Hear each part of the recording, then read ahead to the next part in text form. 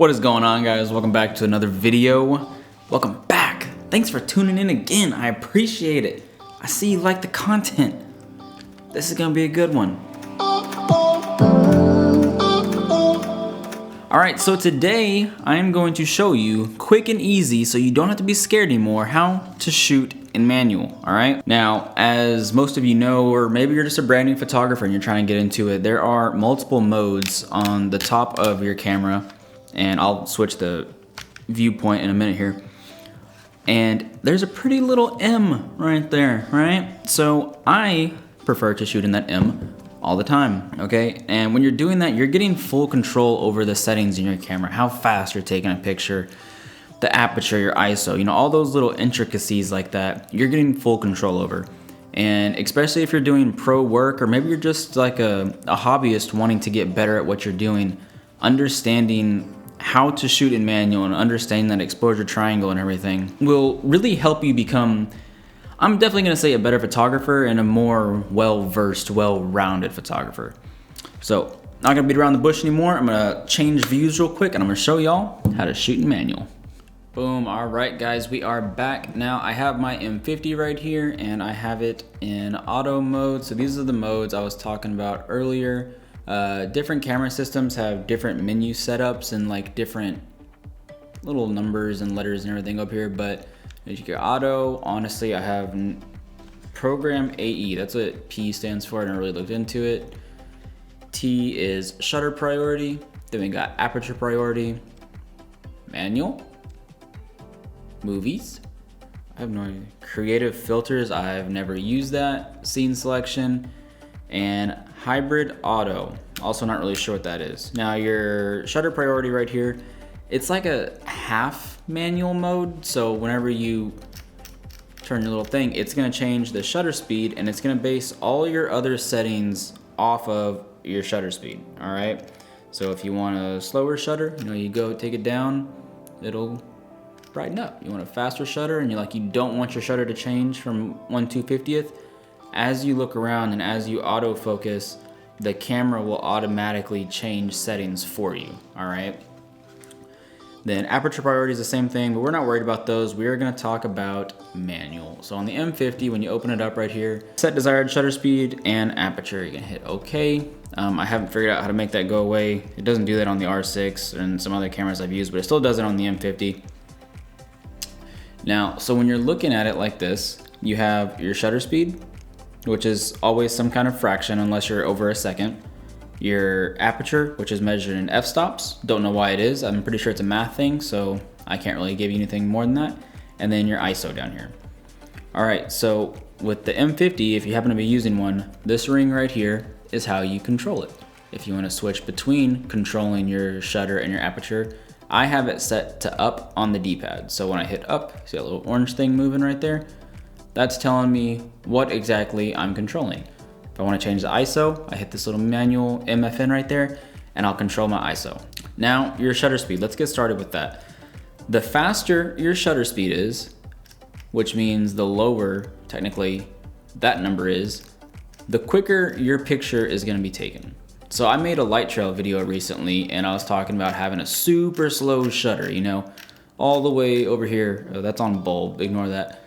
At like 30 seconds. And as you can tell, the screen's white right now.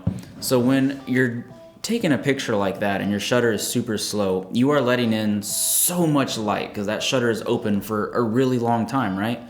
So the longer that shutter is open, the more light it's gonna let in, the brighter your image is gonna be. Now, if you want a fast shutter, real quick other side note, you can also get kind of artsy with that slow shutter. So you're gonna let it in a more light, but you're also gonna get more motion blur. So you see how you can see the blur on my hands right there? You know, if you're shooting somewhere around like a 1/25th of a second right there, 1/30th, 1/40th, all of that's gonna give you a decent little motion blur right there, right? And even if you're standing completely still, your hands will shake ever so slightly. So that is another possibility that you're gonna get some introduced motion blur right now. Now, if you want to eliminate that, you take that shutter up, well, technically down. So like I'm at a 1/800th of a second right now. That's a really fast image, right? So when you take that picture, it's boom, it's gonna be sharp. There is not gonna be any motion blur in that whatsoever. And that's the basis of shutter speed right there. Just remember, the lower that is, as in closer to 0, and then once you start getting into the seconds, the brighter your image is gonna be. The faster you make that shutter, it's gonna be a more crisp image, but it is gonna be a darker image, all right? So just keep that in mind. Then we're gonna go to aperture right here, okay? So with aperture, that's gonna measure how wide little blades in there are, everything, right? So with a low aperture, or some people call it a fast aperture, you know, this goes down to, oops, it's not focused. Come on, man, what's going on? There we go. All right, so it's at f1.8 right now, right? This is the Canon's EF Nifty 50 right there. So at 1.8, you're letting a lot of light in, right? And you're normally only gonna get to f-stops like that when you have prime lenses, which like this one, it's a 50mm. It doesn't zoom in or out, it's just a prime lens, all right? So you're gonna get way down there to f1.8, that aperture opening on the inside of the lens is super big. It's letting in a lot of light, and that's gonna also affect your depth of field. So when you think of depth of field, you think like blurry background, right? So the lower that is, the more blown out your background is gonna be, but your focus area is also gonna be smaller. All right, so just to kind of illustrate that, say like, this is how much you're gonna get focused on f1.8. Then you go to f2, f2.8, you know, f3.5, so on and so forth. So the higher you go, the bigger that focus area is gonna be. So if you're doing like a group portrait, you're probably gonna wanna do maybe like a f5, f6, depending on how many people are in that photo. If you're doing any kind of architecture photography, I like to have it around f10, f11, something like that. So I make sure that whole building is nice and just clean and crisp and good, right? So that's your f-stops right there. Just like shutter speed, the lower it is, the brighter your image is gonna be. The higher it is, the darker your image is gonna be. And then the last one we got over here is your ISO. ISO, I don't know. How do y'all say it? Let me know in the comments. So your ISO is measured like this, just regular numbers, nothing too fancy about it. Now, ISO measures your camera's sensitivity to light. So a really low ISO, you know, somewhere down here like 100, is gonna give you a, depending on your situation, let me open this up so y'all can kind of see my dirty garage. Like a darker image, right? You can't really see anything. If you start bumping that ISO up, you're gonna see all kinds of stuff, right? It's gonna brighten that image up. There's my motorcycle. The only thing you gotta be careful about is when you're messing with your ISO, the higher you go with your ISO, the more noise you're gonna introduce into your image, all right? So high ISO is good because you can see everything, but it's gonna make images noisy. So try to use the other two options, being your shutter speed and your aperture, to properly expose your image before you touch your ISO. Now with a lot of newer mirrorless cameras and stuff like that, I don't even think they make DSLR still, but newer mirrorless cameras and stuff like that, you can take your ISO higher, but it only looks good on like the higher end cameras. So like my R6, I can take a lot higher than I can on this M50. I know on the M50, once I start crossing that like, probably like that 1600-ish to 2000 range on my ISO, my image is gonna start getting pretty dirty. So just be careful, you know? And on my R6, I can comfortably go to like 6000. I may get a little bit, but nothing crazy. And guys, that's the basics right there. It's really not hard to shoot manual. So just to give like a little recap, your shutter speed, the faster you have it, the darker your image is gonna be, and the more crisp it is gonna be. The lower you have it, the brighter your image is gonna be because you're letting more light in, but the more motion blur you can introduce into your photo. Let's take that back down. Then we got our aperture. The lower it is, the wider that opening in your lens is gonna be, and the smaller, it's not focused. Come on, man.